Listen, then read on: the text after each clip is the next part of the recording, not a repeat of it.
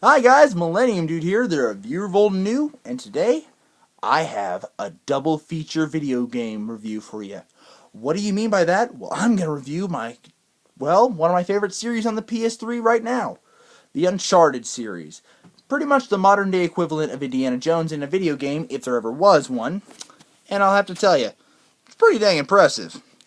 But I'll tell you what, we're going to review Uncharted, Drake's Fortune for the PS3, and Uncharted 2 Among Thieves for the PS3. So, without further introductions, let's go in. Now, the story of Uncharted is about a treasure hunter named Nathan Drake, who is said to be the descendant of Sir Francis Drake, the famous explorer, yeah. But people are going to say, "Oh no, that's not historically accurate." Well, what did Nathan Drake say in the first bit of the game that made us think about it? Well, history can be wrong, you know. Good enough for me. Let's go on. He's accompanied with his friend, Victor Sullivan, who is pretty much his mentor and teacher, and so on. And also, camera woman and also photojournalist, Elena Fisher, who is pretty much just the hot chick for the first game. But she's more than that, and they flesh her out more as a character, which I do in fact like. Now, the first thing is, yes, the graphics are a bit dated. I think it came out like 07, 08, I believe, at some point around the late 2000s into 2010. But yeah, moving on. This game is still pretty good. The action is pretty good as much as each time of the game we see in Uncharted 2 and even in Uncharted 3. And also the melee, which is just the fist fighting, pretty good. The bombing is pretty fun, and the characters, well, that's one of the aspects I love about Uncharted. The characters are fantastic. Even the villains, if they fall, they look like they're actually doing it. And also, the set looks amazing, looks like the actual jungle. The soundtrack, amazing, composed by Greg Edmondson. I think I got that last name a little bit mixed up, but yes, you can actually find the soundtrack online on iTunes, and I recommend you to go see it. It's actually a very good soundtrack.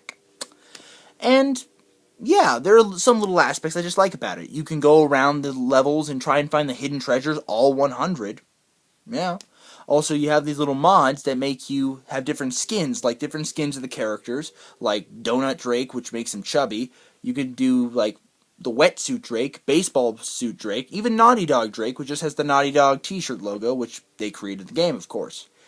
But also, we have other things that Nathan Drake actually interacts with the world a little bit, if you follow me on this one. Because when he falls into the water, it looks like the water really seeped in, because every time you see a character jump into the water, it's just like, okay, my clothes are going to stay the same. But no, this one's actually more realistic.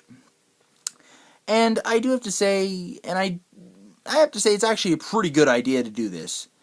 And this is the one factor about Uncharted that you may not have known. Most people would do the motion capture of the face, which is all the tiny little sensors on the face, and do the voice acting with it. But no, they go one step further. They go into a sound stage and actually do the motion capture in the suits and the voice acting at the same time. That is impressive and innovative, which they're using it now, and many games are starting to use that. And I find it very, very immersive. But there are other things. Let's talk about the story just for a second. Now, the story is that Nathan Drake has found this thing that Sir Francis Drake has been looking for.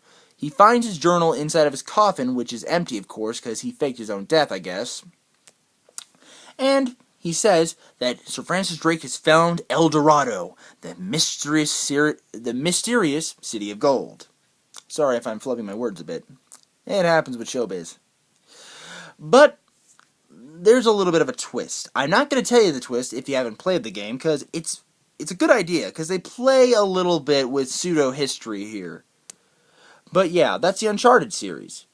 But yeah, this game, the first one, even though it was the starter and they knew what they were getting themselves into, it's a very good game, characters are great, and everything I think about the first game is great. And I give it a 9 out of 10. Next one, Uncharted 2 Among Thieves. Now, of course, this continues the adventures of Nathan Drake, And we also have Victor Sullivan, who is amazing. He's a funny character. He's a rough and gruff man, smoking a cigar, using a 44 Winchester, just like every good American should. So good. But this time, the graphics engine has been boosted. And Lord, is it fantastic! It almost looks like, yeah, you're really there. But there are more things, like I said, you know, how the water would cling to someone's shirt or like their clothing. This time they have the snow aspect, which will cling to them just like they would. And they actually interact, like they shiver, when an explosion happens, they like stumble a little bit, and they still feel like good characters. But the story this time is that Nathan Drake goes after an artifact that Marco Polo found, which leads him to the mysterious city of Shangri-La, a great palace of, well, a great land of the Forever Lands. I don't really know that much about Shangri-La, but I know it's a very, very pleasant place, and that most people know it's in great history. It's also called Shambhala here, for another title or so. But the characters are all back, and they give great performances. Also, Claudia Black, who plays Chloe, I know her first name at least. I'm sorry if I messed that up. And also Flynn, which is great as well. We also have minor characters like Tenzin, the Tibetan guider type character, who is very, very funny. We have Carl Schaefer, the German monk, I'm guessing. He's a good guy.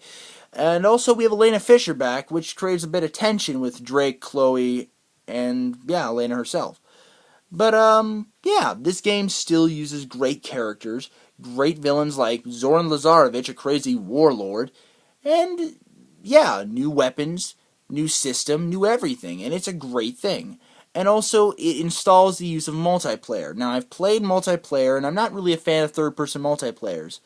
But this one actually is pretty good. It needs polishing, which I've heard they've done it in Uncharted 3, and I'll figure that out soon once I get Uncharted 3.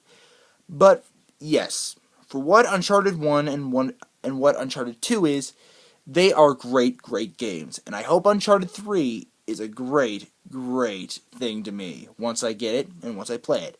And once I do, I'll let you know. Now, guys, I hope you liked my little double review of Uncharted 1 and 2, and if you want to see more, subscribe to me, and also rate and comment my videos. As always, I'm the Millennium Dude, and this is me, signing off.